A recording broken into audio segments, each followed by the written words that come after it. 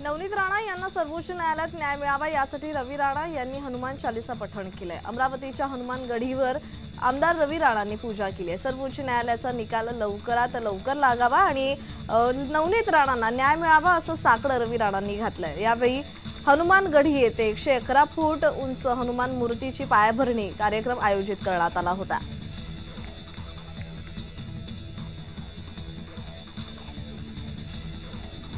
मनसे अध्यक्ष राज ठाकरे यांनी मनसे नेत्यांची 21 मार्च रोजी बैठक बोलावली आहे। सकाळी 11 वाजता शिवतीर्थ येथे बैठक होणार आहे, तर बुधवारी मनसे अध्यक्ष राज ठाकरे आणि केंद्रीय गृहमंत्री अमित शाह यांची दिल्लीत भेट झाली आहे। त्यामुळे मनसे महायुतीत सहभागी होणार का अशा चर्चांना आता उधाण आलंय। त्यामुळे या भेटीबद्दल लोकसभा निवडणूक तसेच महायुती संदर्भात मनसे अध्यक्ष राज ठाकरे मनसे नेत्यांशी चर्चा करणार असल्याचीही माहिती समोर येत आहे।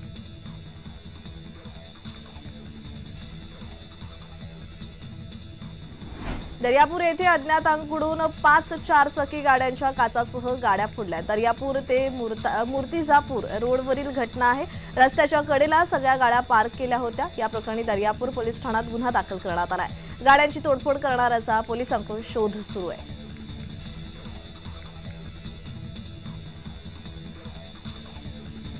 यूपी बिहार ते दिल्ली एनसीआर पर्यंतच्या हवामानात आज कोणताही महत्त्वपूर्ण बदल दिसणार नाहीये। तथापि छत्तीसगड आणि झारखंड सारख्या देशाच्या पूर्वेकडील राज्यांमध्ये आज म्हणजेच 20 मार्च रोजी खराब हवामान राहण्याची शक्यता वर्तवण्यात आली आहे। हवामान खात्यानुसार छत्तीसगड, झारखंड आणि ओडिशा आणि पश्चिम बंगालमध्ये जोरदार वादळ, गारपीट आणि विजांच्या कडकडाटासह पावसाची शक्यता वर्तवण्यात आली आहे। येत्या 2 दिवसात मध्य भारत आणि पूर्व भारतात पाऊस पडू शकतो असं हवामान खात्याने म्हटलंय।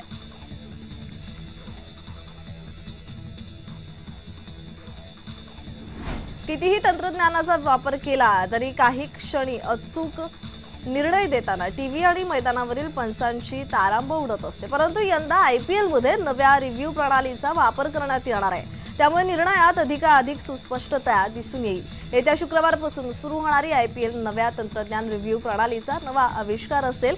तर तिसऱ्या पंचांकडे दाद मागितली की टीव्ही ब्रॉडकास्ट डायरेक्टर हा महत्त्वाचा रिप्ले दाखवण्यासाठी महत्त्वाचा घटक असायचा। आता नवे तंत्रज्ञान आणि प्रणालीमुळे हा घटक कालबाह्य होईल।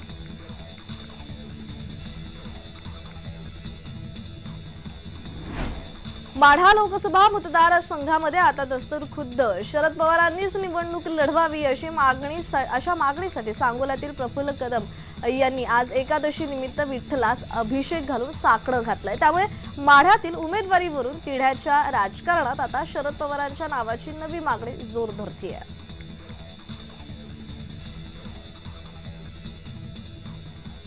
अजित पवार आणि धनंजय मुंडे यांचे कट्टर समर्थक राहिलेले बजरंग सोनावणे यांनी आज राष्ट्रवादीच्या प्राथमिक सदस्यपदाचा राजीनामा प्रदेशाध्यक्ष सुनील तटकरे आणि यांच्याकडे सोपवलेला आहे। बजरंग सोनावणे यांनी 2019ची लोकसभा निवडणूक राष्ट्रवादीकडून लढवली होती। त्यांना या निवडणुकीमध्ये 5 लाखांपेक्षा जास्त मतं मिळाली होती आणि या 2024च्या लोकसभा निवडणुकीच्या तोंडावर त्यांनी पक्षाचा राजीनामा दिल्याने अजित पवारांना या राजीनाम्याचा मोठा धक्का बीड जिल्ह्यात मानला जातोय।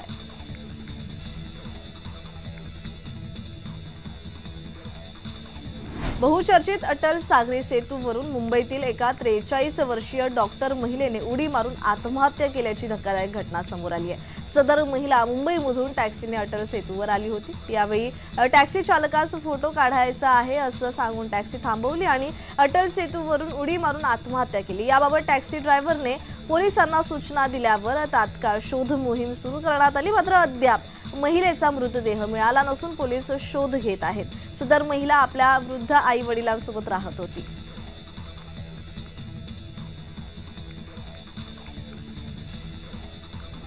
भिवंडी तालुक्यातील अंजूर फाटा ते दापोडा रस्त्यावरील वळ ग्रामपंचायत हद्दीतील रस्त्यालगत असलेल्या एका भंगार गोदामास रात्री 1 वाजताच्या सुमारास लागलेल्या भीषण आग लागण्याची घटना घडलेली आहे।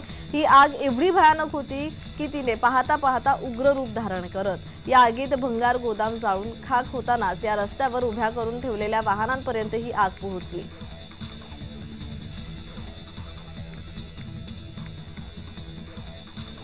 हिंगोलीच्या सेनगाव तालुक्यातील खैरी घुमट येथील कानिफनाथ गडावर यात्रेला सुरुवात झाली। मराठवाड्यासह विदर्भातील भाविक मोठ्या प्रमाणात दर्शनासाठी येतात। येथे शिकरी काठ्याचा नेत्रदीपक रिंगण सोहळा मोठ्या उत्साहात पार पडला।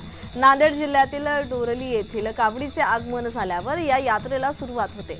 कानिफनाथ महाराजांच्या पालखीची मिरवणूक निघाली। त्या पालखीच्या पाठीमागे वेगवेगळ्या गावातील मानाच्या शिखरी काठ्या आणि भगवे ध्वज हातात घेऊन भाविकांनी मंदिराला प्रदक्षिणा घातली।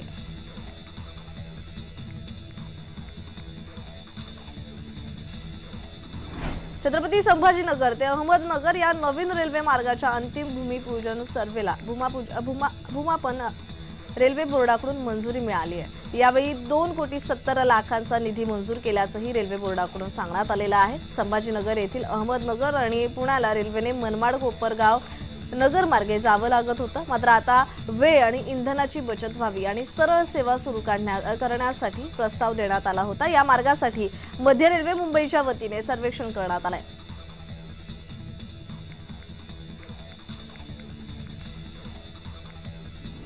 विजय शिवतारे आज भोर, वेल्हा, मुळशी दौऱ्यावर कार्यकर्त्यांच्या गाठीभेटी घेत आहेत, संवाद साधणार आहेत। तर बारामती लोकसभा मतदारसंघातून अपक्ष लढण्यावर ते ठाम आहेत। विजय शिवतारे यांनी यापूर्वी दौंड, बारामती, इंदापूर, पुरंदर दौरा केलाय।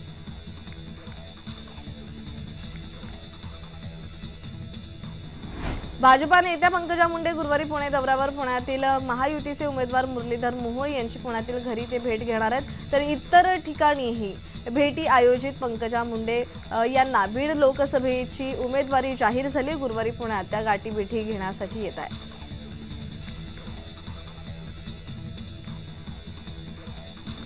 ईडीच्या समन्स विरोधात अरविंद केजरीवाल यांची उच्च न्यायालयात याचिका। कथित मद्य घोटाळा प्रकरणी ईडीने जारी केलेल्या समन्स विरोधात याचिका, तर ईडीने जारी केलेल्या 9 समन्स विरोधात अरविंद केजरीवाल यांनी याचिका दाखल केली आहे।